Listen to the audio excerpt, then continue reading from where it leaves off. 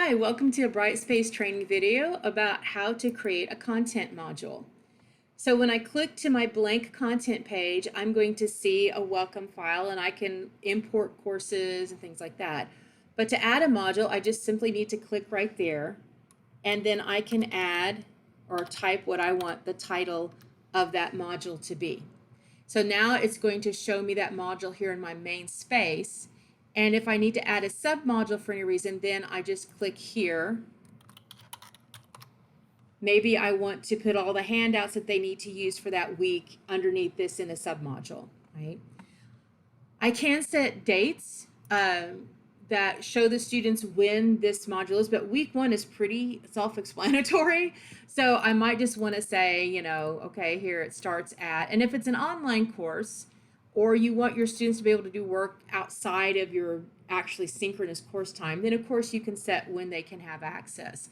This means that even if they come in before 7 a.m. on that first day, they might be able to see the module, but they're not going to be able to click in and use it. It's going to instead say begins such and such date, right? So this means that I can go ahead and have things set up throughout the semester, but that prevents students from being able to go ahead and work ahead unless I want them to do it. I've had where we're right in the middle of working on one essay, and before I stopped letting students work, see the things that were coming up, I would have students who hadn't even submitted the assignment that was due like tomorrow, and they were doing stuff that was due 2 weeks from now. And so I had to kind of start hiding those modules or setting a start date that wouldn't allow them to go in there until I was ready for them to be working in there. So there might be reasons why, but if you've got a class that's not very self-paced, then you might not want to set start and stop dates. If you don't want to have to set all those start and stop dates, excuse me, you can also go over here to this eye and you can click, and so then the module is hidden. So if I go in and view a student and I go to the content page, they're not going to see anything because I've hidden that module. If I unhide it, but I've set the start date to be, not right now, then when I go to view a student, I'm going to see the module, but it's going to show me that it begins a certain day. So even though I click on there, I'm not going to be able to do anything in that module. And so I would need to do the same thing for the submodules as well, so that they can't access information there, right? So here I'd want to also then say start date. And then if you go back here, then again, they can see what's there, but they can't open it or do anything with it. And so again, that just allows you to do some class management in an online environment. Over here, you'll see that on the content page, on the calendar, it does show when things become available. So if you do set a start date, it will put that start date as an available date on the course calendar. So that's another thing to keep in mind, that do you want to have your course calendar junked up with start and stop dates? I usually do that for assignments and quizzes and discussion board posts, but I don't necessarily do it for units. I just usually hide the unit so they can't see it. The other things I can do to control what students do with the information is I can set due dates and end dates.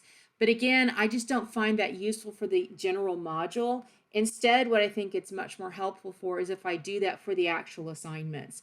So let me show you how to add an assignment to a module.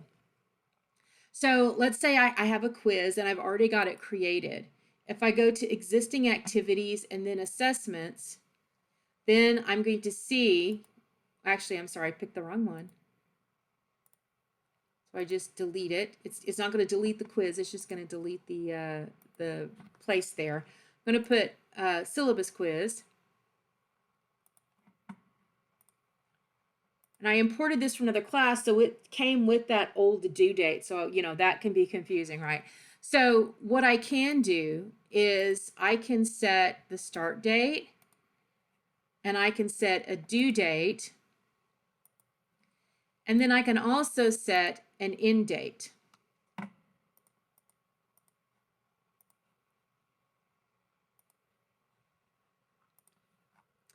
I usually set all of my times 11:30 p.m. unless there's another reason for it, for the start and due dates. Okay, so let me show you the difference between those. So if I have a due date, that means that once that date is passed, my students can still go in and take that quiz even though the due date has passed. The end date, though, stops access for that assignment. And so what I usually like to do for major things, right? Essays, big projects, is I'll have a due date and then I'll set an end date of about 12 hours after the due date to give them a reasonable window for emergencies, technological failures, and they don't have to ask my permission. And the system will stamp it as being so many hours late past the due date. So I can see how late it is if I choose to take off for that. If it's longer than 12 hours late, then they'll have to contact me and see if I will accept it. And then when you go to the course homepage and on the calendar, you will see all of those. So here's the due date and then availability ends. That means they can no longer access it, right? And so that's your basic, that's true of all assignments that give you that option of doing those things. And you can also set those dates when you actually go into the assessments and create them. You can actually set that there under restrictions. And if you set them there, then they will automatically appear when you add it to the content module.